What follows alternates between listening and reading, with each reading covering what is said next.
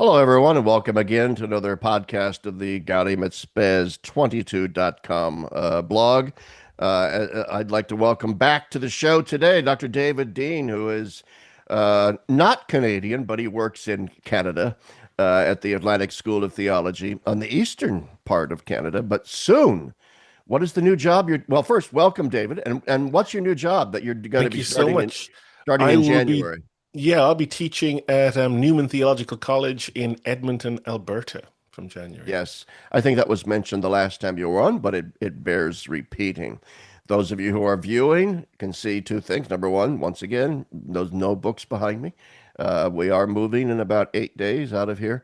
Also, you can see that the exitus raditus schema of my beard has returned since I grow it out until my wife can't stand it anymore, and then my face returns to its original setting. And so, but the beard will then once again grow out. So I am beardless as we speak, which my wife prefers anyway. So I should probably just keep it that way. Anyway, enough of that nonsense. The reason why I'm having Dr. Deane on here, I'll call him David, for the remainder of the podcast, is because he had a blog post. I noticed it. I don't know if it was on Twitter or Facebook. I think Facebook, and it talked about this thing called the cloud. And it mentioned in there that he's writing a book on political anarchism or Christian anarchism. And he is drawing heavily from the image of the cloud. We all know what the cloud is, but I'm going to push him a little bit more on that. But of course, as a devotee of Dorothy Day and the Catholic worker movement, I am obviously very interested in the concept of Christian anarchism. I'm a kind of a pox on all their houses political person. Those who follow me know that. I'm not a fan of our current political system, one way or the other. So that kind of Christian anarchism appeals to me. So let's just begin with that, Dr. Deane, David. Number one, why did you decide to write a book on Christian anarchism? What do you mean by Christian anarchism? In other words, walk us into this topic. Yeah, um, I think there are two drivers of this. The first driver is probably a poll that I saw or a study that I saw.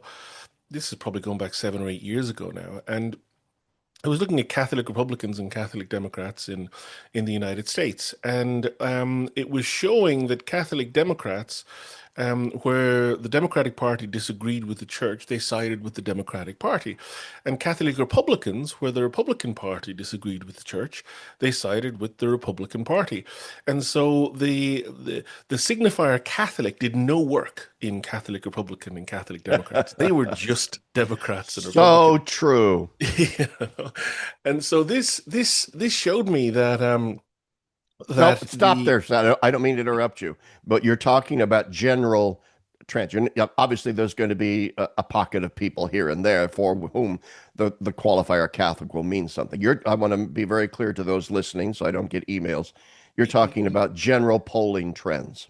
yes, indeed, yes, indeed. That I'm sure it's possible to be a Catholic Republican. I'm sure, and I know there are Catholic Republicans and Catholic Democrats who side with the church when there is a disagreement. But in general, and again, Yeah, these polls, yeah. the problem with these polls is that they call up and say, are you a baptized Roman Catholic? And they go, I think so. And then they count as as a Catholic, everybody who was ever dipped at the, in the first few weeks of their lives. But this reminded me of the Babylonian captivity of the Christian imagination to the secular nation state, and that this is something that that very much needs to be broken, and I don't think we've done a particularly good job in breaking it, and the even theological heroes from the second half of the 20th century were still, to my mind, in thrall to the secular nation state. So even someone like Cardinal Ratzinger, Pope Benedict, when he gives a famous address in Westminster Abbey to the great and the good, to the to the English government and monarchs, his basic understanding was that, that the church and religion and, we can make a very significant contribution to the, like to the nation state, and that we can be one key voice as part of this, part of this shared project. And again, the understanding was of the Christian as a contributory factor to the real thing, to the truly important thing, which was the secular nation state. And so, and so Christian anarchism, and so I began to study Christian anarchism as a way of trying to rethink that and to look at how can we recover some of the radicalism of the Christian faith, which is not enthralled to secular nation state projects. On the other side of it, when I did that and I was looking at anarchism, I saw two things which need to be addressed. The first thing I think is fairly conventional, and it is that the most canonical anarchist writers will say anarchism between, say, 1820 and 1914, in the golden age of anarchism, they're all working with things which I think are no longer fit for purpose. They're talking about the nation state, which I think has morphed into something completely different. They talk about capitalism, vis-a-vis industrialization, vis-a-vis an economic system as opposed to an entire paradigm. And so that needed to be updated. And of course, and this is one of the fundamental theses of the book, the anarchism has a problem that it has tried to solve and has failed to solve. And that is the problem. How can you have, so, and I don't want to take too long on this, but it's an important point. No, take your time. In Kant's famous essay Perpetual Peace, he asked the question, how can you have a society which works and functions properly, even though humans are scumbags? Kant is a Calvinist, and so he's thinking about, Yeah. how can we be good when we're inclined to be cowardly and nasty and all the rest of it. And Kant's answer is in one sense quite terrifying, but in another sense, it's exactly what we've tried to do. And he says, well, it's simple. You just arrange laws to force people to act as if they're good, even though they're not. And so, Johnny might want to kill Tommy, because Johnny is cowardly and homicidal and a generally bad person. But if the laws are arranged in such a way that Johnny will get the death penalty or life imprisonment for killing Tommy, then Johnny won't kill Tommy, and he won't kill Tommy for the exact same reason, because he's selfish and nasty and wants to save his own ass. And so the state becomes that thing which rearranges our negativity to work to force us to act as if we're good, even though we're crap. Now, anarchism has a massive problem because anarchism wants to take away the coercive power of the state. And so from the very beginning, we think of Peter Kropotkin, we think of Proudhon as representing the two different attempts to answer that question. And Kropotkin will have a sort of a counter-Darwinian understanding in mutual aid. And so he'll say, well, actually, no, we are fundamentally inclined to help each other and to cooperate and do all these things, without realizing that these attempts to cooperate are themselves a ruse of Darwinian selfishness. And then on the other hand, you have Proudhon, who, will say that if we can just be ever more Kantian and try and understand every interaction we have indexed to a model of justice which transcends private property, then we can do this. And all these attempts fail miserably. And the fundamental problem of anarchism is that that in the that human selfishness, human will to self-aggrandizement, will to power, all the rest of it, um, trumps anything that anarchism can propose. And it leads to kind of a tribalism. In evolutionary psychology, you can talk about mutual altruism arising out of a sense of mutual aid. But if you look at it from an evolutionary point of view, it's mutual aid to your group. It's Absolutely. That's it. to That's your exactly it. group. It breeds actually the opposite of altruism. It breeds the kind of xenophobic, racist tribalism that we Exactly. suffer One of the from. best examples would be troops of chimps who And show that's what I tremendous always used in capacity. class. Yeah. Exactly, tremendous capacity when they're going to, to invade other, other troops. And so the fundamental problem with anarchism, and indeed all strategies of liberation have, is that it's the problem Paul looks at in Romans 7. Wretched man that I am, who can save me from this body of death? I cannot do the good I want to do. And Paul's answer remains, I think, the only coherent answer. In Romans 8:11, when he says, when the spirit of he who raised Christ Jesus from the dead dwells in your mortal body, then you shall have eternal life. And so only the ontological transformation of the person by something external to the person, the Holy Spirit, confirmation of Jesus Christ, can lead to a person being the kind of thing that doesn't require the coercive power of the state. So in the book, there's a kind of a ironically kind of a mutual aid going on, that Christianity is offered to solve what I call the aporia of anarchism, the fact that we need ontological transformation in order to be capable of liberation. And then anarchism and anarchist analyses are needed to reinvigorate the fundamental, um, I'll use the word anarchism, of the early Christian movement and of the gospel. But really, what I mean by anarchism there is simply an acknowledgement of the lordship of God. That there is no master, there is no ruler apart from the master, like the dominus, the Lord. Yeah. um, and so anarchism, when I talk to my students in class, they assume that anarchism is just some kind of punk vandalism, when in reality it's something far more conventional. It's acknowledging the lordship of God such that the powers and principalities of capitalism, nation state, etc., lose their hold on our theological imagination. And that really is what I think is what Christian anarchism is, that is sort of, as soon as we follow Jesus Christ into seeing that that even death has no dominion, then we become truly free, and we become ungovernable in a sense. That Yeah. if we and that is not simply an intellectual affirmation of the power of Jesus Christ. It's an ontological transformation through the sacraments and through the life of faith.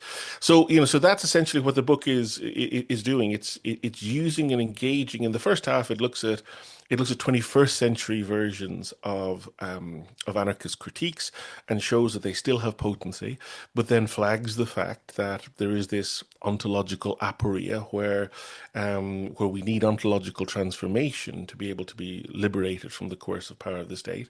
Then it positions Christianity as a form of that, but then revisits those critiques of the nation state, of capital, of violence, and revisits those through the gospel and through the theological tradition, to show that Christianity can do with some liberation from the Babylonian captivity of the moral imagination. One final point is, as an example of this captivity, last Wednesday night, we looked at abortion in my class on moral theology, and we're looking at the Catholic position, and the students, and many of these students are really, really good students, but they kept on asking the question of, how can I persuade the other, or how can I persuade society, or how can I somehow use a language or a grammar or a code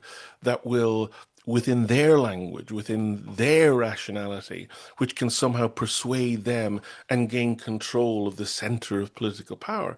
And so, once again, they were not thinking as Christians. They were thinking as subjects in a secular nation state inspired by Christianity. And so their fundamental understanding, and we have this in the doctrine of God as well, when we think of the real as a big space and then God as an object within that, rather than Yeah. like the reality of God Himself. And so too, they were not thinking about about the body of Christ. They were not thinking about themselves living under the lordship of God. They were thinking of themselves as atomized individuals within the real, and the real was the secular nation state. So we need anarchic elements to recover our faith in the lordship of God. Gosh, there's so many thoughts racing through my head. We need anarchism to a certain extent to help us reposition, redefine, relocate what the res publica actually is.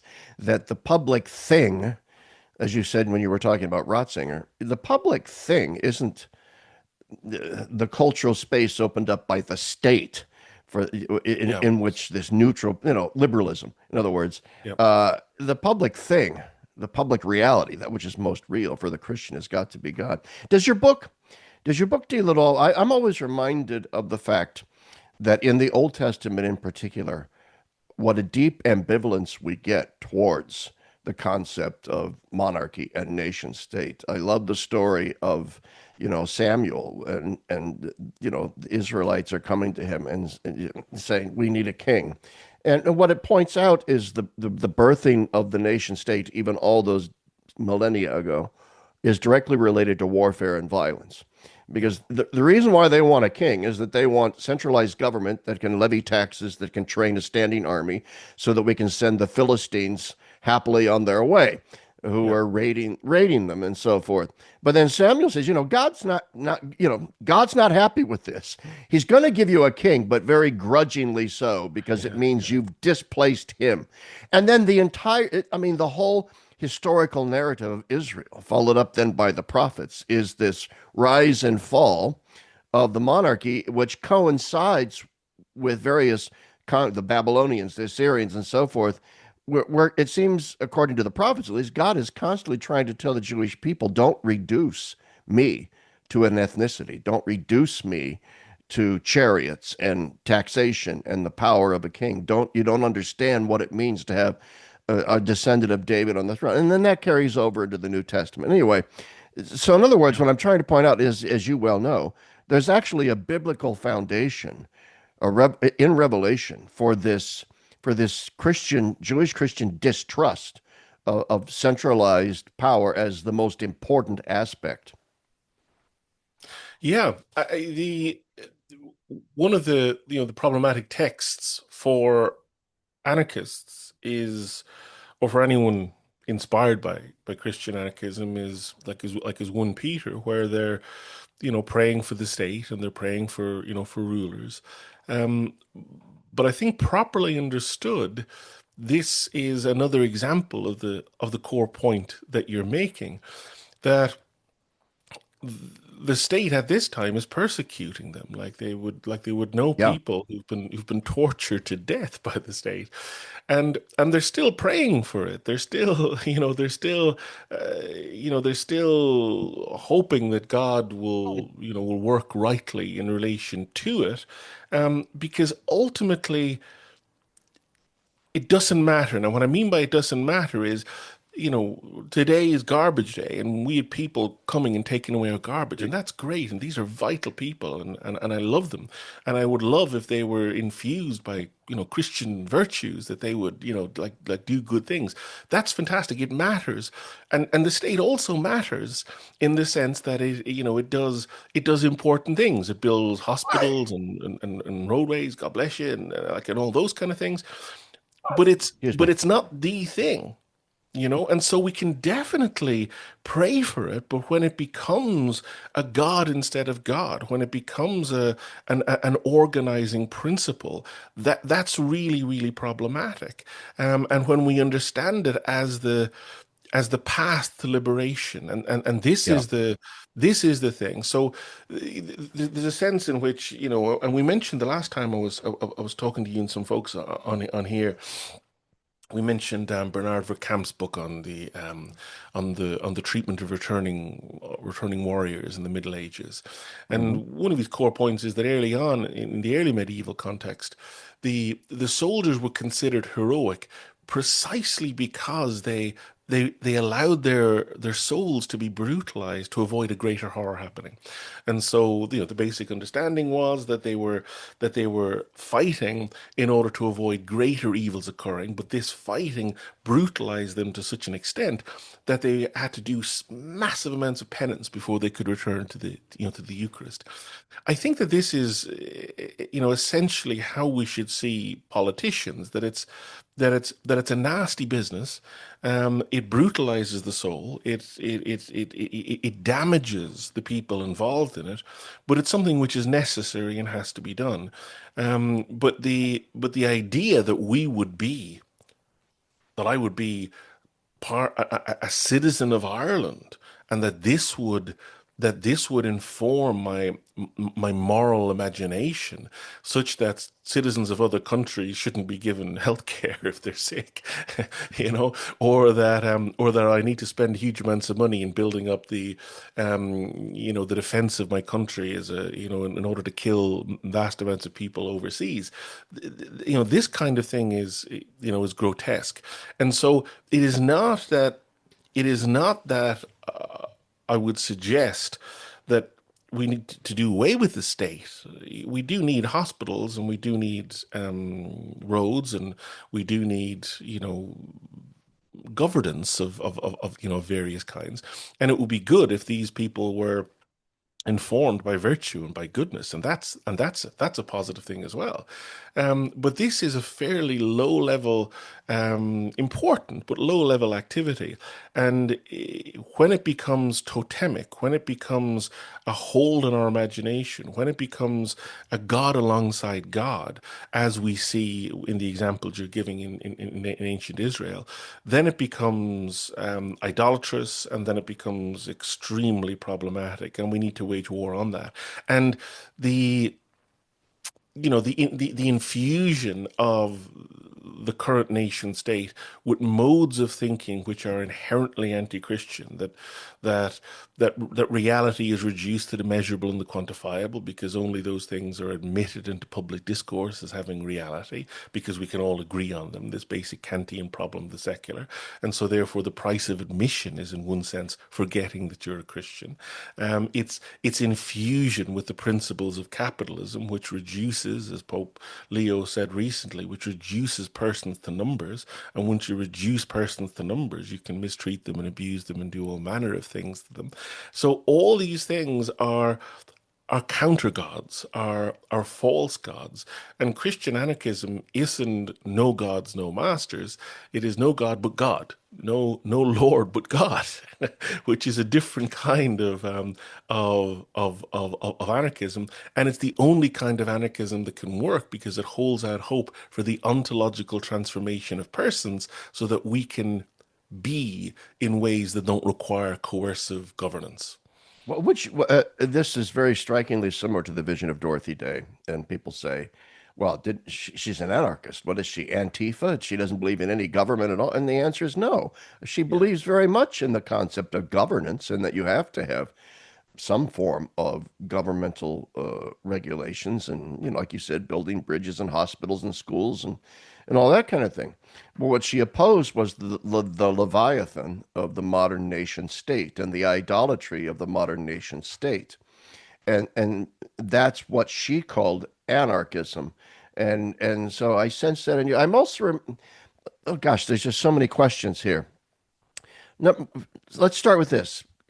What is, could you give us a sort of nutshelled, therefore, definition of what Christian anarchism means, just even denotatively as a term? How would you define Christian anarchism? And we'll start from there. And I have a follow-up question to that.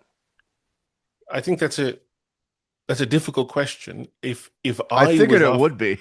if I was if I was offering a response to it, it would be, I think, quite bland. It would be that an acknowledgement of the absolute lordship of God robs powers and principalities of their demands on us, on our imagination. And so everything relative to the lordship of God crumbles. the power of the nation state, the power of capital, the power of our constantly craving more, which is, and we can come to that, which is central to the dehumanizing nature of 21st century capitalism. All these things melt in the face of the furnace of God's lordship, and so that's Christian anarchism. It is a faithfulness which robs powers and principalities of their dominion. Very good. I like that definition. And because my follow-up question was anticipating that that's what you were going to say. It strikes me very similar to what Ratzinger says in Introduction to Christianity when he says the affirmation there is one God is precisely because it has no direct political significance of decisive political importance because it relativizes everything else. Yeah, So, yeah. would you therefore characterize your proposal as a species of post-liberal thinking? Would that be fair to say? I think by definition, it would. Um, i- in that, you mentioned Antifa and other forms of, I think, trite, lazy, 19th and 20th century thinking. And these forms of thinking, I think, are the best friend that tyrannical capitalism ever had.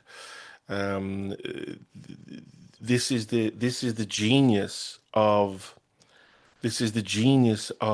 capitalism. So Marx's notion of base and superstructure is something which I think. So one of the tragedies is that Marx and the Frankfurt School and all those things have become so identified with ridiculous, trite, silly trajectories within the left that those who are opposed to these silly, trite trajectories reject Marx and the Frankfurt School such that their tremendous insights are lost to us. And that's a problem. Marx and then later on Horkheimer, Adorno looked at the way that the ideas which bubble to the top within then 20th and I would say now 21st century capitalism are happen to be ideas that that service the needs of capital. An example of this, and this is a sort of a controversial and a contentious, and I would want to qualify this, of course, but from a simple Frankfurt School perspective, one could say that of all the oppressed peoples in the 20th century, in the most powerful century of capitalism, it is somewhat ironic that feminism of the various isms is the one is one which bubbles to the surface and is championed. And this form of feminism is a form of feminism which essentially doubles the workforce, which essentially doubles the buying power of the family, and therefore is selected by capitalism as something which will enable it to grow to the extent of doubling its power.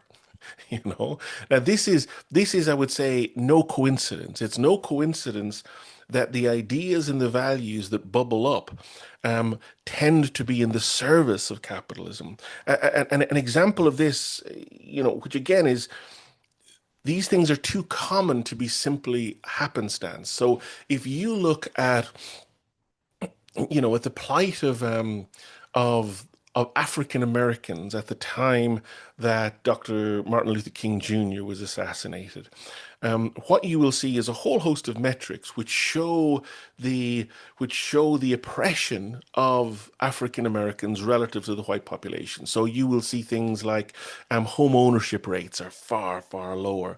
You will see things like incarceration rates are higher. You will see things like infant mortality rates are higher. Now let's roll that again to when to when I saw this study, which was 2019. Deane. And what you'll see is that most of these metrics have stayed the same or worsened during the period of civil rights and the period of progress in terms of race relations. Incarceration rates are far exponentially worse than when Martin Luther King Jr. was shot. Infant mortality rates, which is a tremendous index for, for poverty, has gotten worse relative to the white population. Home ownership is pretty much the same relative to the white population. The one area where there's been tremendous progress has been African American participation in universities and in education, which is, in a sense, the one area where capitalism benefits because they have to buy that education, you know. Oh, So out of yeah. all the areas that are markers of the oppression, the only one that made progress was the one that served capitalism.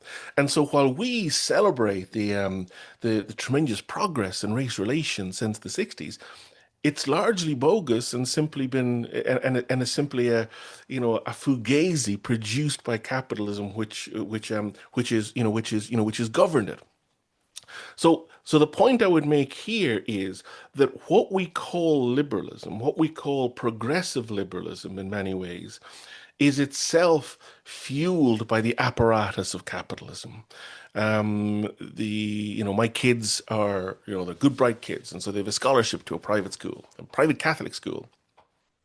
And this private Catholic school is tremendously rainbow bedecked. It is very pro LGBT. Now, irrespective of the issues therein, this is the best thing that ever happened rich people.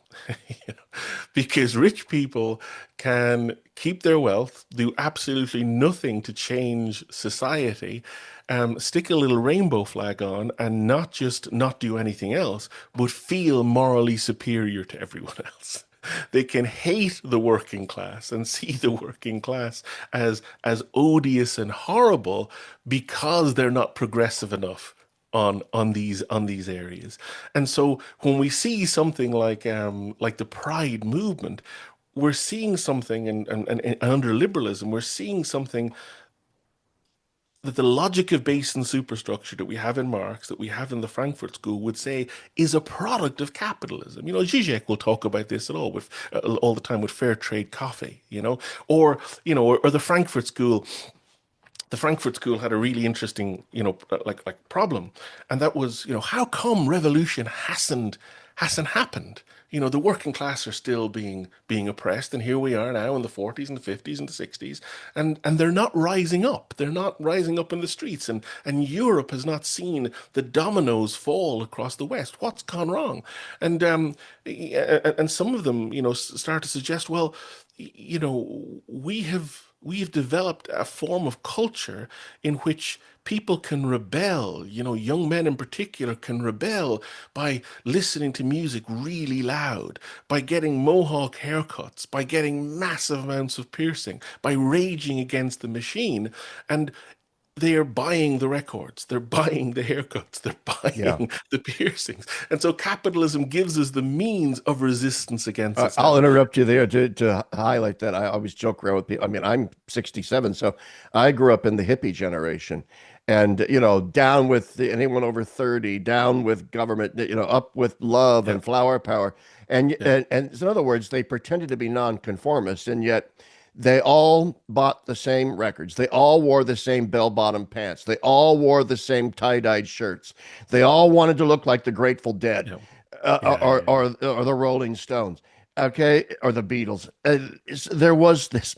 So yeah, capitalism made a lot of money off the hippie movement. 100%. And that's the genius of capitalism, and that's the genius of liberalism, and this relationship between liberalism and capitalism, which I think is most fully expressed in Walmart, Amazon, and Apple's participation in Pride parades. I think that's that's the image which I think I think sums it up. So there is undoubtedly post-liberal elements there. Now, where I would have a problem, is that is that there is a crisis in the post-liberal imagination in that it tends to respond to the problems of 21st century capitalism by and this can be tried in when it's argued by some people by a return to a pre-20th century politics. And this is a failure of imagination. So an example of this would be, do you remember that song? And it played a big role, I think, in Trump getting reelected. Somebody, Anthony, it was Rich Men North of Richmond. Do you remember that song? There was No, I don't. so there's this sort of West Virginia Oh, guy wait a gets minute. Yes, yes, yes. Oh gosh, I was just reading about this like a couple months ago, but it's out of my brain now. But yes, Richmond North. yeah. This guy came out of nowhere, right? Came out of absolute nowhere. And when you're listening to the song, it's it's really great. It's he's talking about all these rich men north of Richmond that want to have total control, and they want to tell you what to think, and they're taxing you, and your dollar ain't worth shit, and all the rest of it. And so it's all going really, really powerful. And then the next thing he has a go at short, fat people. You know, and so he goes on the obese milking welfare, and he says when you're Sweet. 5 foot, three and you're 300 pounds and blah da da da da da, or taxes ought not to pay for your, for your bars of foot, bags of fudge rounds, and so this is what happens that. And James Baldwin, I think, sort of, wrote about this back in the day, but the rightful hatred and rejection of the tyrannical power of the elites, for the want of a better word, very quickly mutates into a savage blaming of the other victims of this. And so one of the challenges in post-liberalism that one finds in terms of populist post-liberalism is that rejection of the tyrannical power of capital, the tyrannical power of the state, the tyrannical power of the elites, hatred of the way that someone I saw an interview with some guy once, and he said that he's voting for Trump even though he doesn't like him because he'd rather vote for someone he didn't like than vote for someone who didn't like him. And so this awareness that the left despises the working class mutates into the working class often despising and blaming some other victim, in the same way that that song quickly turns from rich men north of Richmond to some poor person Well, eating that's fudge. why, yeah, we are pretty close to some kind of cultural civil war right now because everything is driven by animosities. Of all of my friends, of which there are many, because I move in fairly conservative Catholic circles, of all of my friends who voted for Donald Trump, I can't think of one, because most of my friends are educated. I can't think of one who voted for Donald Trump because they really loved Donald Trump. Yeah, It had more to do with the fact that they hated Joe Biden and the Democrats more, precisely because the Democrats view us as the deplorables, the gun-toting, Bible-thumping, knuckle-dragging Neanderthals from hell that have to be put in their place. All right, and absolutely. quite frankly, all you have to do is peruse The View or MSNBC for 5 minutes and realize that is not an unfair caricature of what Yeah, the Democrats think of people like us. Um, and so they voted with holding their noses for Donald Trump yeah. because he was the enemy of my enemy is my friend kind of a thing. So it is, you're very right. It's a politics driven by animosities that's going to fall under, the analysis of Rene Girard with all of a sudden you're scapegoating a whole bunch of other people. Yeah, and that's and so that's the danger with all non-theological, so there are no non-theological answers. Any answer which is a non-theological answer is another ruse of the problem itself. That every attempted liberation, which is non-theological, we think of the French Revolution, we think of the Russian Revolution, it just makes things worse, you know. And I think that that's one of the dangers with non-theological post-liberalism. And so I think liberalism, I know you were talking to like to Paul Seaton yesterday, and and Paul Seaton is someone who, has definitely not given up hope on the liberal project. And I think that the Catholic Church since Vatican II is a church which largely hasn't given up hope in the liberal project.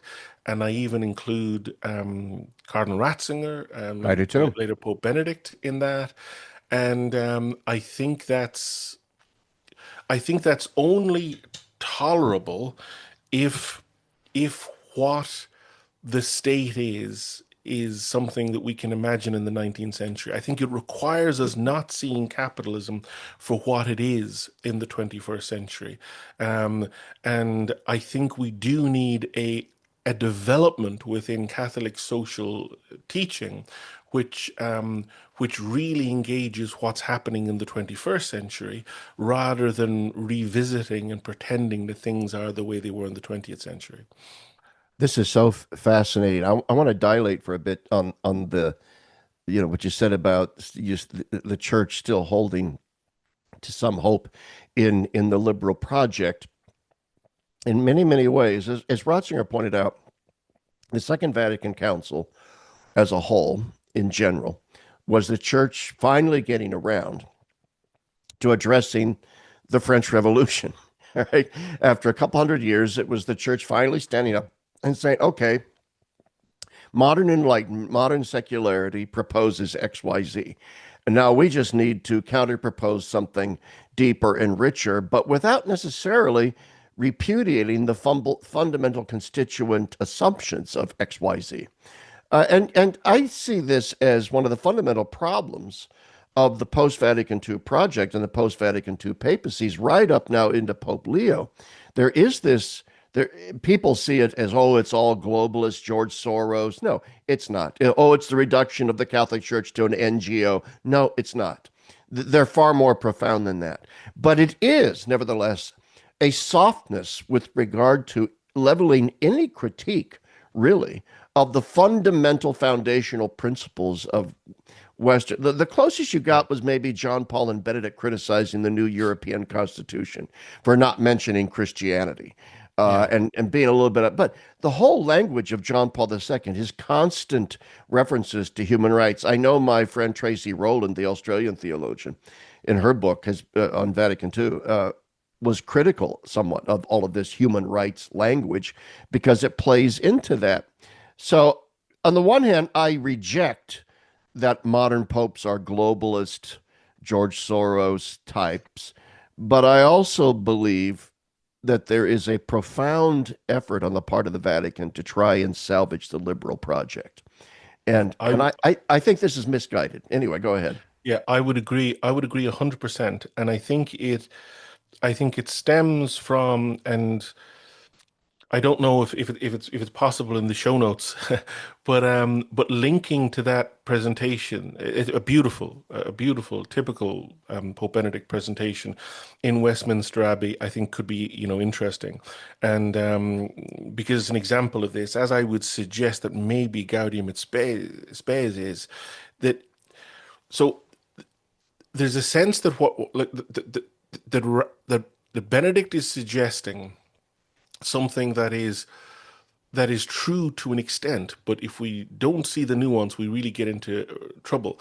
Benedict is suggesting that by reason alone, we can understand what the good is, and what the good is relative to our society. And so he basically is a product of Christendom and the Christian imagination and its liberal descendants, which imagines that the hungry should be fed, which imagines that any society would want to not oppress people, and would want, by reason alone, to see that starvation would be a bad thing. And so he is assuming that we can all, just through reason alone, agree on this, and then the church can be a vital mechanism for how Yeah. we best implement a food for all, no violence, and so on and so forth. Now, this, I think, this is problematic in a nuanced way that let me come at it by mentioning a similar error. Charles Darwin, in The Descent of Man, he makes the point, which he thinks is very, very damning to the Christian faith, which is that the Christian faith assumes that God is written on the hearts of men, such that for all human history, people have had an awareness of God and a knowledge of God. And Darwin says, aha, but no, this is actually very, very recent that the faith in or knowledge of a good God, because before that there was knowledge of all manner of gobbledygook deities who were sinister and all the rest of it. And so Christianity believes that something is extremely ancient, going back to the beginning and being embedded in the bedrock of the human heart, when in fact it's quite recent.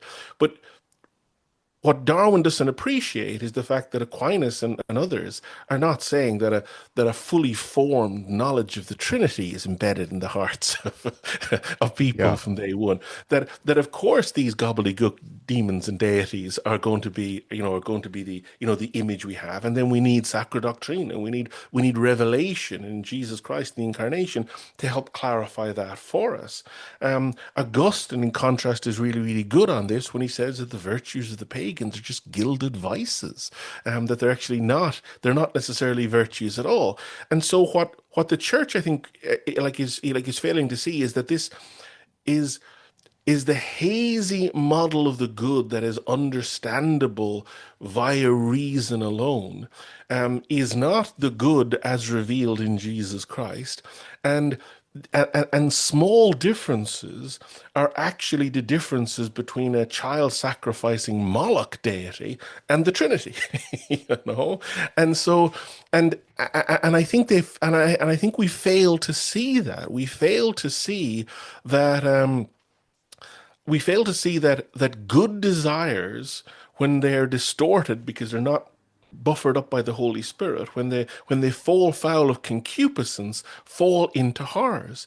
Hitler and Stalin and Lenin, they are seeking justice 100%. Stalin, in one of his final speeches, says, "I have lived my entire life in the service of one thing, social justice." You know, Yeah. and so there's a sense in which we fail to see, which is ironic given what the 20th century offered. But after the Second World War, the spirit of hope, which infuses the Second Vatican Council and is even there in that Pope Benedict speech, and is there in John Paul II. Jacques Um, Maritain. yeah, and again, these are theological geniuses, and I admire them, and I respect them, and I learn a lot from them, and they're better people than me and brighter than me. But in that they in that they too quickly affirm unsubtle, unnuanced truths that through reason alone we can come to X, not seeing that partially short of X can be the difference between totalitarian dictatorship and the kingdom of God. You Yeah. know, I mean, A- and so so and true. that blights the church in the second half of the 20th century. It does. And I think part of it, though, is yeah, I'm critical of that sort of naivete with regard to modern liberal democracy post World War II and the optimism. But also, though, I think there's something laudable about it insofar as it is an indication of a certain humility on the part of the church. It is a recognition that old-fashioned Christendom, old-fashioned hard integralisms, confessional states, Franco style, and so forth, were failures on the church's part. Failures, as Brad Gregory points out in The Unintended Reformation, failures of charity, and that centuries and centuries and centuries of a church that failed in the realm of charity in the political domain is precisely what, in many ways, led to the demise of the church's political influence. Therefore, post World War II, you have all of these prelates, all of these popes, all of these theologians coming out of the woodwork to say, well, we can work with liberal democracy. It's better than Soviet communism. Obviously, it's better than fascism. We can work with this. We can work in this playing field. I think that helps put somewhat of a happy face on what they sought. Yeah, I think you're 100% right. Where I would slightly disagree, I think, and so I think 100% that the kind of things that the Second Vatican Council and after decry are things that ought be decried. They ought be decried, however. So there's a tendency, and this is why I'm a little bit wary of the word humility, because it can indicate that that's that moving the dial a fraction closer to agnosticism, for example, is a positive thing, which I think is central to the liberal imagination. Oh yeah, this it's. Oh, go ahead. I'm sorry. Yeah, and I would disagree with that, and I think yes, or the failure of these approaches was charity, but the failure was also a failure of moral theology, in that we assumed, or we forgot that a person can do something which coheres with Catholic teaching and it not be a morally good thing, because it's simply being coerced and just simply doing it, for the wrong Yeah, reasons, and yeah, therefore, yeah. and so therefore we thought that we could coerce virtue, or we could legislate virtue, and of course we can't. And so that's the problem. The problem is when we seek to legislate the good, because there is no good being done, because the good is not the thing done. The good is the acceptance of union with God, which is who is the good itself. And so when we accept union with the Holy Spirit, and the Holy Spirit dwells in the souls of the just, as Reginald Garagou-Lagrange says, then an act is good by virtue of the real ontological presence of the good. And so you could have two people, both who would give to the poor, and in one it's good because of the real presence of God who is good, and in the other it's simply a ruse of power. Oh, absolutely. I accept that criticism of my use of the word humility.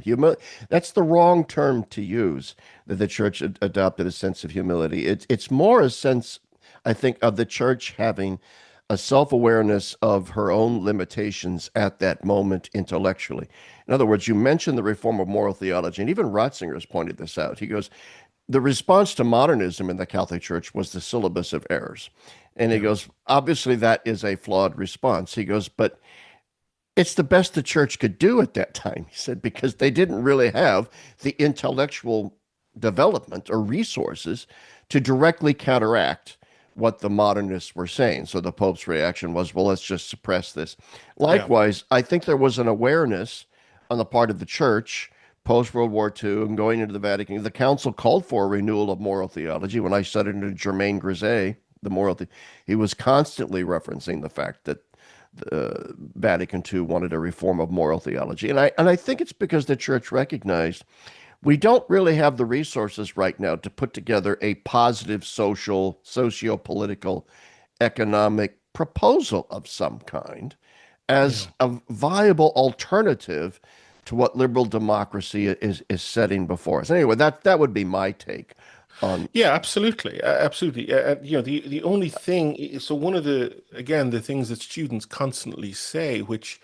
um, which I think gets to some of the heart of the problem, is that they say, well, what would an anarchist social order look like? And this I think betrays a failure of imagination, in that they're imagining that the goal is to produce a state, the goal is to produce a nation state, the goal is to have a king, just like the other nations. When I think this isn't the goal. The early Christians are not saying, how do we produce an alternative to Caesar that we can get in power. You know, Right. the question is, how do we live faithfully to what Jesus Christ is calling us to do? And it's actually, I think, really, it's much more simple than many students assume. They say, well, how can I talk to someone about this? How can I draw on some sort of shared reason to produce the conditions of dialogue? Just tell the truth and be faithful, and because that's all you're asked to do. All you're asked to do is to, is that when somebody says, "Are you with the Galilean?" you don't tell lies and say, "I've never heard of him." You know, and so Yeah, that and yeah. so I think that that's the response that is sort of um, and in the 1970s, we did produce papal writings on the common agricultural policy of the European Economic Community, as it was known back then. Um, I think, yeah, fair enough. Like, and we can, and the church might have things to say about a particularly foul play in the World Series, like that, like that's all fine to make these comments, but that's not the thing. That's not the thing. The thing is that a sort of what does the good society look like? Well, we glimpse it at the Eucharist when, when rich and poor, when all the various people are called together and are consumed by the bread and are drank by the Yeah. cup. That's what it looks like. You know? Wow, this sure does. Again, that boy, I could talk to you for 10 hours, I swear to God. But there's a couple of points I want to go back first before I respond to that directly, which to me raises the question of natural sovereignties. But we'll come back to that in a second. I want to go back to the natural law thing. I've long been of the opinion that natural law theory, of course, there's no such thing as natural law. There are natural law theories. There are various approaches to the concept of natural law in the Catholic Church. I mentioned Germain Grisez earlier. He and Joseph Fuchs were, I mean, John Finnis were responsible, not Fuchs, Finnis, were responsible for the new natural law theory, for which he was roundly criticized by the old natural law theorists Yeah. and so on. Yeah. My complaint, but I want to turn people at this point too. I want to refer once again to your wonderful book on moral theology, The Tyranny of the Banal, which is a magnificent book which really deals with this.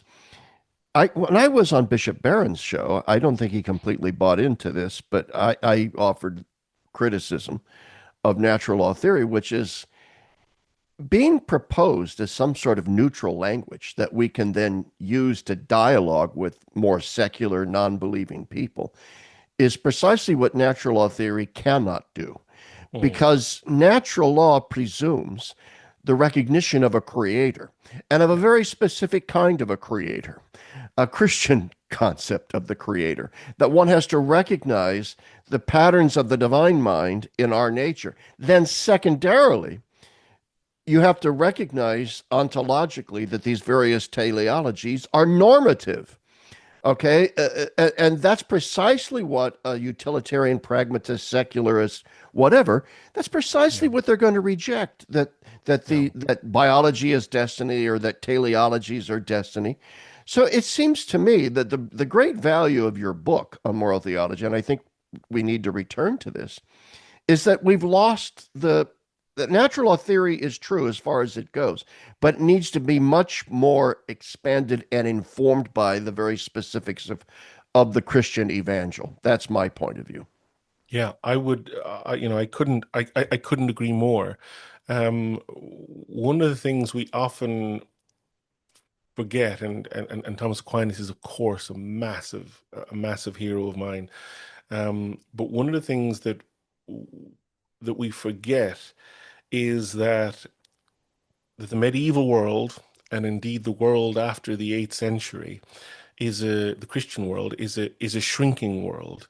And by the fall of Constantinople, I gave a talk a few months ago, and I showed like this slide, which showed the northern hemisphere by and large, and it had a sort of the Christian world and then the Islamic world, and the Islamic world was larger, it was more populous, it was more advanced in many ways.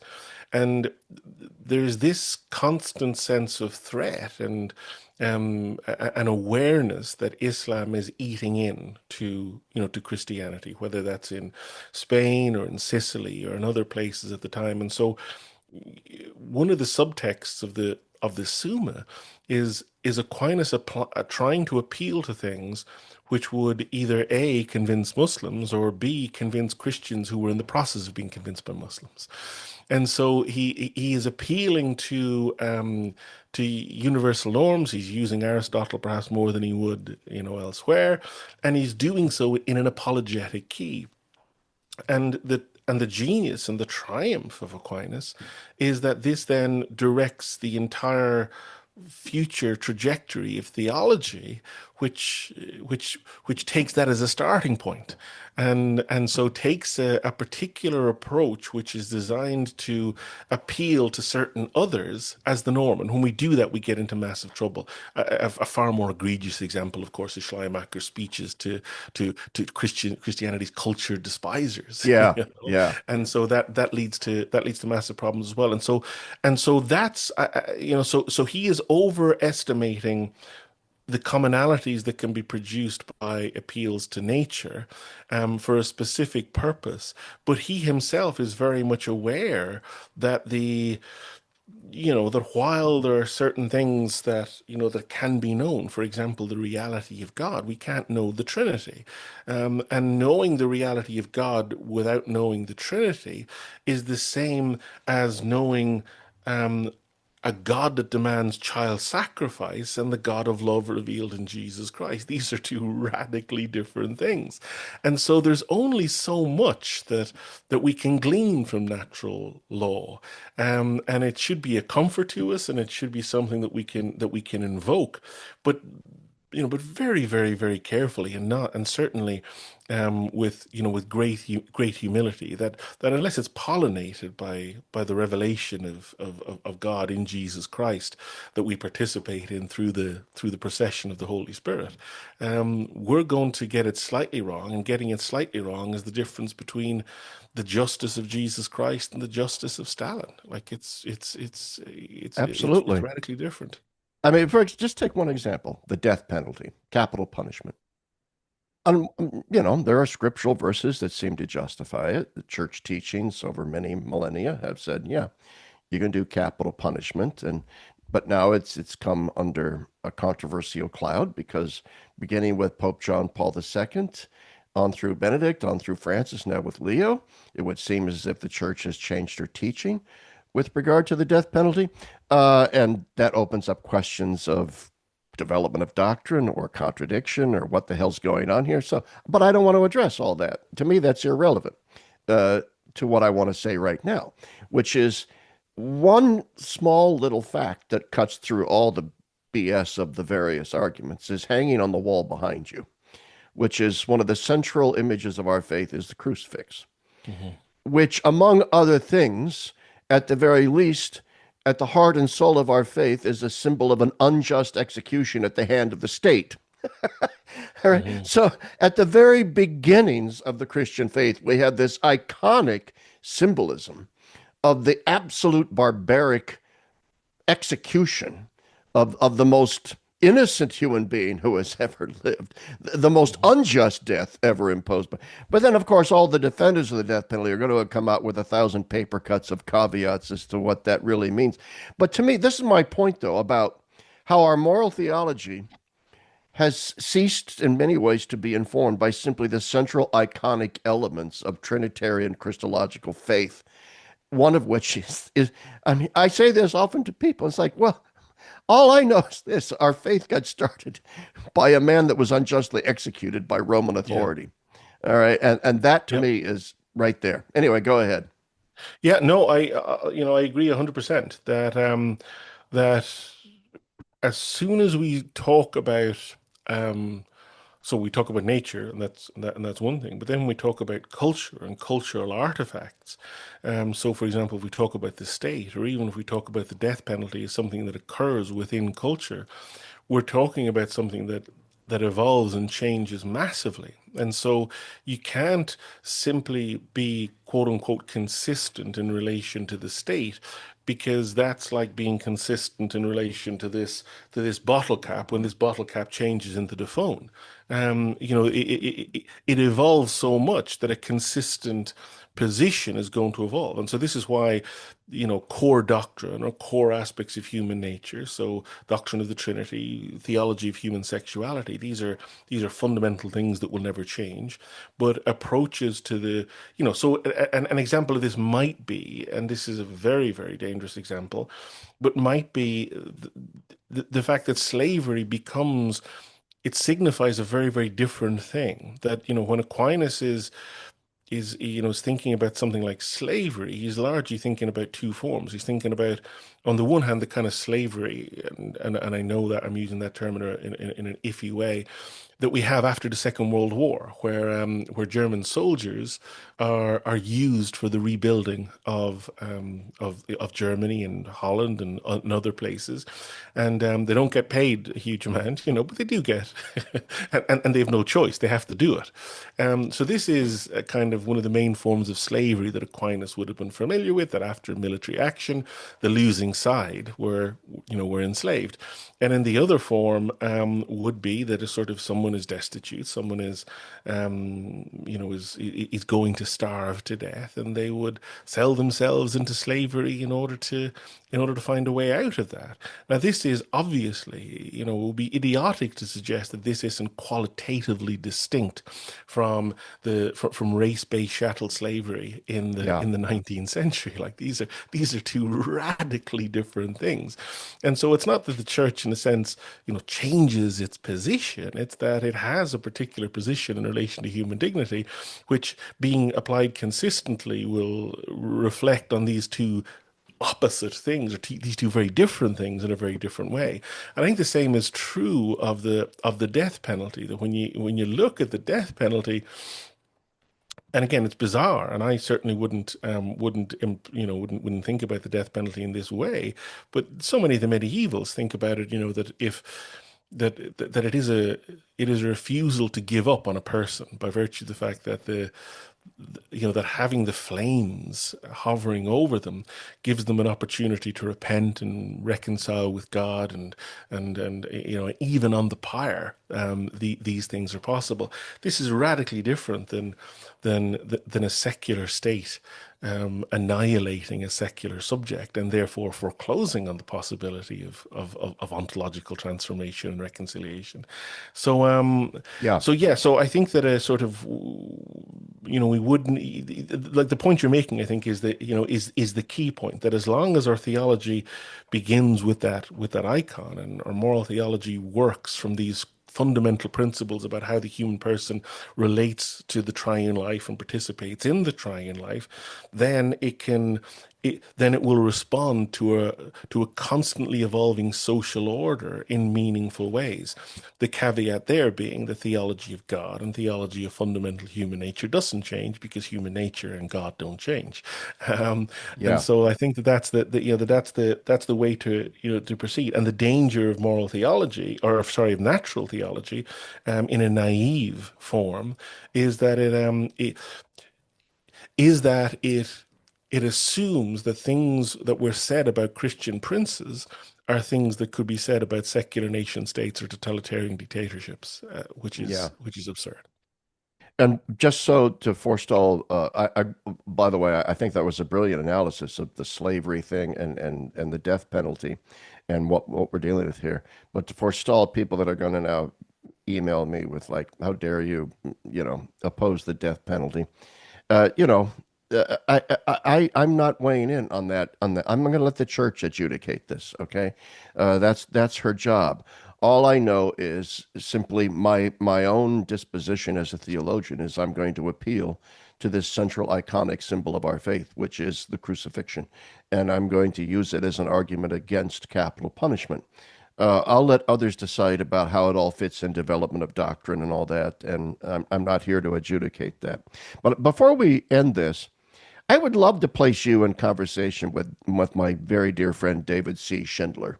And I don't know how if you've ever met DC Schindler or talked to DC. Never met him, but read him significantly and admire him greatly. And I love his book, The Politics of the Real. And he's been on here to talk about that. And I've forgotten most of it, and a lot of it is so dense that it didn't stick with, I mean, I understood it at the time, but it hasn't stuck with me as a cohesive, systematic picture. But I do remember that one of the issues that he raised, and I think it pertains to this concept of Christian anarchism, and I want to return to that, is the concept of sovereignty. And what David points out in The Politics of the Real is precisely one of the problems with the modern liberal state is its hegemonic claim to sovereignty. And that even when it grants the social space for certain freedoms, like freedom of religion, it's doing so out of its own authority. In other words, it's self-limiting its own power for the sake of these rights that it has recognized. But it doesn't recognize natural sovereignties outside of itself. And that's the fundamental problem with liberalism is its creeping totalitarian Yeah. impulses because it's hegemonic. There's no self-limiting principle. Whereas in maybe, I often sometimes refer to the Christian anarchist position as kind of paleo-conservative. I think of Andrew Willard Jones' book, Before Church and State and so forth, that there was a time before the rise of the concept of the sovereign monarch and stuff, in between the final twilight of the feudalistic system and the rise of the modern nation state, there were examples, like in France, of societies organized around the idea of natural sovereignties that the government respected simply because it recognized within the ambit of a Christian anthropology and a Christian understanding of the ontological order of things is that there are things that are superior to the state, that these natural sovereignties, like the structure of the family and the rights of the family, these are superior to the state and anterior to the state. Anyway, you might want to. Yeah, I couldn't agree more. I couldn't agree more. And the stereophonic nightmare of liberalism and conservatism across our world, I think, has been amped up massively since, certainly 2006, 2007. It really amps up, and we think of things like cancel culture, that really both sides are looking to gain control of the culture, which will seek to annihilate the other. And so these, I'm not even sure we can call them political visions, but these two visions are are totalizing visions. They are not seeing politics like politics. National politics is, I think, at its best when it's a slightly larger form of local politics, and this is the logic of subsidiarity, that it will do things that we can't get to on the local level, but really that's all it's for. It's for building hospitals and schools and and all the rest Yeah, of it.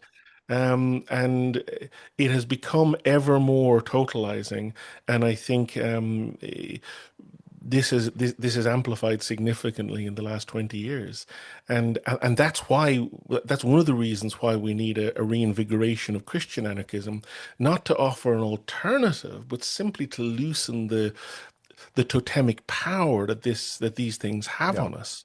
And so, your friends you spoke about who voted for Trump while, in a sense, holding their nose, that's that's a good thing.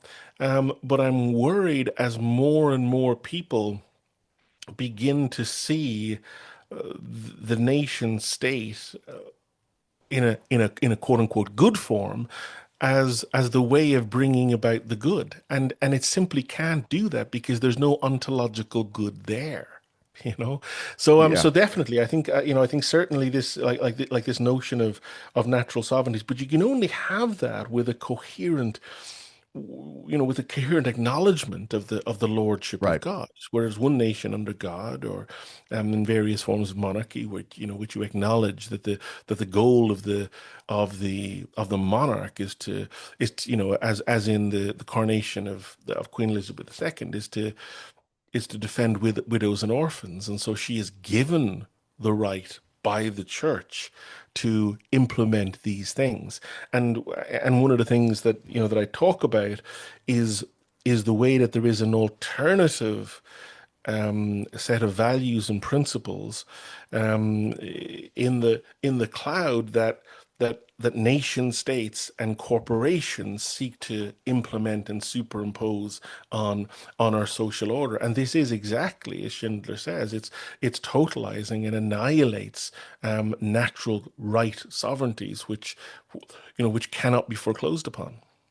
You mentioned in this blog post, and I agree with that, by the way, to maybe tie this up, the current superstructure, the current ideas that govern our culture from the ruling capitalist elites has evolved from the days of the nation state into what you call the cloud, which I take to mean the new digital techno oligarchic sort of hegemony of our digital age, which I think is frightening. I think of the philosopher Anton Barbecue. I've mentioned his book many times called A Web of Our Own Making. He's very fatalistic, where he thinks, well, we're just screwed, you know, Mhm. that there's no stopping this juggernaut. That, I mean, now the UK is introducing a mandatory national ID system. Yeah. My wife informed me the other day that if we want to travel to Italy, and I go to Rome quite a bit, when finances allow, that now we're going to have to submit to biometric scanning and all this kind of thing to get in. This is actually kind of scary. That's why in the United States now the push is for it's called real ID. It's a driver's license that Yeah. you have to show all, you have to, send a lock of hair from your firstborn and a blood sample to, it's crazy. So Yeah. all of this is the tightening of a noose. Uh, but for what end, for what purpose? And Yeah. anyway, I'll turn it over to you to talk about this is our new reality, right? Yes, yes, indeed. And the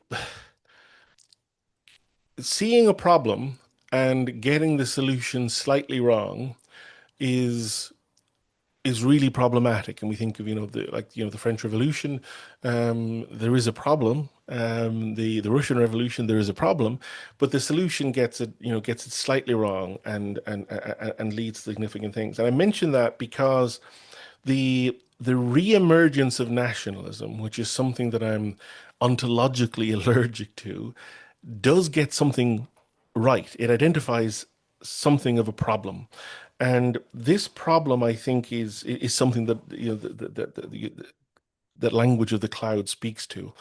That that above the nation state, above corporations like Google and Apple, there are a set of values, a set of principles, a set of doctrines involving, equality and inclusion and all these tropes and mantras that we're educated in and schooled in from an early age. And so children in school will chant out, it's like they're in North Korea, certain commitments to inclusivism and equality and all these things. And so you've got all these values which we identify as good, and I think that they begin life in many ways as Christian values. Tom Holland's Dominion, talks a lot about this, and Yeah. then mutate into liberalism. And then these are the values that all our bodies seeks to instantiate, and we can only succeed to the extent that we cohere with them. And when we step outside them, then we will struggle, and we won't get that job, we won't get advancement, we will suffer. Um, and the only way that one could push back against this in the form of Google or Apple, so Shoshana Zuboff's wonderful book, Oh, Surveillance great book. Capitalism, Surveillance Capitalism. Oh, I yeah, love that book. it's such a good book. It's But dated now. If anything, things are scarier now. they are. I think AI makes things an awful lot scarier, but she was a little bit ahead of her time in looking at the way. And so for those, viewers or reader or listeners, who don't know about it, one of the things that Zuboff talks about is that when you open a web page, there's all these boxes on the web page that are for advertising, and there are computers bidding on those boxes, and they will bid on the basis of their capacity to sell to you, which is indexed to your stress level. And so let's say you click on a news site and it talks about some horrific images from Gaza or something like this, and then your stress level is going to go up. And so one of these boxes will say, you know, you will never guess what these 90s sitcom stars are doing now. And so you'll see a picture of Joey from Friends and you go, oh my goodness. And you'll click on that in order to get your stress level down and to get your endorphins up. And then the advertising on that page will be sold for far more money, That's right. because you're in it, because you want to continue this endorphin cycle. And studies have shown that our dopamine is higher when we shop and when we're waiting for the Amazon package than when the package arrives, you know?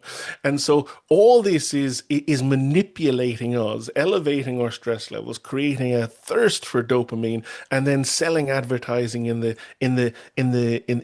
milliseconds as the web page is loading. And this is Well, manipulating, and ah, webcams are looking at our pupils and so on and so forth. And so we're being reduced to the status of a battery hen. We are. This is one of the things this is one of this is why we need a 21st century account of anarchism, because there is no proletariat in the Marxist sense anymore. There are very few factory workers in North America, or factory workers are in Asia. And with the development of AI, they won't be there anymore. So what is the proletariat? The proletariat are something that we're looking to keep alive, not make healthy, just keep alive and keep in misery, so that they will need the dopamine hit from McDonald's, or from yeah.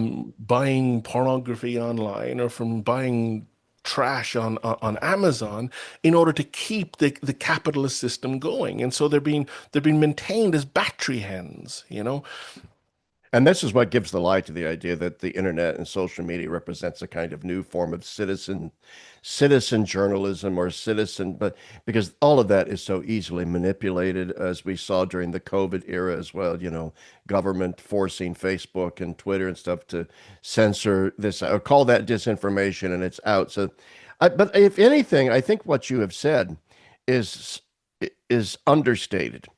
Uh, I'm going to sort of steel man it even more by pointing out how frightening some of these technologies are. And I'll use this as an example.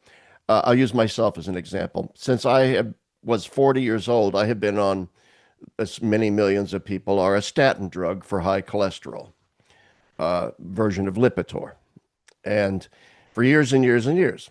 So, but then I started talking to my doctor and so forth, and I thought, you know what, I'm going to get off of cholesterol medicine. I'm going to get off the statins. I'm going to do a better job of trying to control my cholesterol via diet and exercise, and get off this stuff because it was having side effects. And then all of a sudden, the very day I canceled my refill of my subscription for Lipitor at the drugstore, that very day on my iPhone, I began to get in my Facebook feed and Twitter feed and so forth, and ads, all kinds of advertisements for alternatives to statins. Yeah, Take this instead of statins. And I thought, how does my damn phone know yeah, that I got off of statin drugs? And clearly it knew. yeah, Clearly it knew. yeah, So what the heck is yeah. that all about? Yeah. Well, this is the genius of Facebook develops, for example, the chat function, but then the video chat function, and it develops the video chat function in order that we will click access to our microphones and to our cameras. And so then every Yeah. time we're on Facebook, the microphone and the camera is active, and it's farming us. Like the working class in particular are no longer the industrialized manufacturing class. They are simply the consuming class that are being maintained to serve as battery hens. And the only thing that could, and this is where it's like to come full circle, that I think that those who are reinvigorating nationalism, that they are onto something, is that the only possible thing that could push back against that surely would be a government, would be a nation to say, no, screw you, Facebook, no, screw you, Google. But the problem is that they can't do that because, with the possible exception of Trump and Putin and these others, who I think have got a whole set of other problems, and the blog post touches on those, um, the governments are themselves subject to the same values and principles from the cloud That's that right. that the corporations So are. the cloud is the new superstructure. Yeah, the cloud is the super like in a certain way the cloud functions in the same way in one sense that the Christianity functioned in medieval Europe, and the media and academics are the clergy and function as the church as those who will educate us in salvation. And so my daughters are being educated largely in a good school, which teaches them to pass as a good person. It teaches them political correctness, teaches them what to say and what not to say. And if they say certain things, they will out themselves as someone who isn't faithful to the cloud, and therefore their social capital will decrease. And Yeah, that's what our universities do as well. So people say, oh, this is ridiculous. This is all these bullshit degrees, whether it's talk about international development or women's studies or whatever. They're not bullshit degrees at all. They're vital degrees because they are training you in ways of thinking which will guarantee your social capital and therefore your success. Because what matters is your fealty to the governing logic, not that's necessarily right. your capacity to contribute to industrial success. And so they're very, very, very practical degrees, and that's what we have to That's right. learn. And this is why Yeah. governments can't offer coherent resistance against the tech behemoths. Oh gosh, we could go on and on and on here, David. But we've been at this almost an hour and a half. Maybe when your book comes out next year, Yeah, next year. Yeah, does it have a absolutely. title? Does it have a title, or the There's publisher no give you? title, and it doesn't even have a publisher yet. I'm going to wait until it's pretty much done, and then try and find a publisher who'll partner properly with it, rather than the last book, The Tyranny of the Banal, which you've been so kind about, which I think it was $100 plus. I can Well, just I know, but I keep emphasizing to people that I think The Tyranny of the Banal is an extremely important book. And therefore, people spend $100 on a lot of different things. I go to restaurants and drop $100, because I'm going to get a high end bourbon today instead of not. We tend to forget that it's priority. I would still recommend people buy your book. I think it's You're very worth it. kind. Thank you so I much. think it's worth it. And I look forward to, as soon as I saw in your blog here that you were putting out a new book next year on this topic, I thought, I got to get David back on the show I and really talk appreciate it. about It's this. always a joy and an education to talk to you, and I really appreciate it. Well, I hope in education. But anyway, thanks for everyone for listening. And I want to repeat Sojana Zuboff's book is called The Rise of Surveillance Capitalism because we kind of rushed through that. But I think it's a huge book, very thick, Yeah. kind of like Eugene McCarraher's The Enchantments of Mammon, which also makes a lot of great points. I'd love to have McCarraher on here someday. But anyway, thanks, David, for being on the show today. And Thanks thanks, so much, everyone, for Larry. listening. Appreciate it. Take Bye care. now.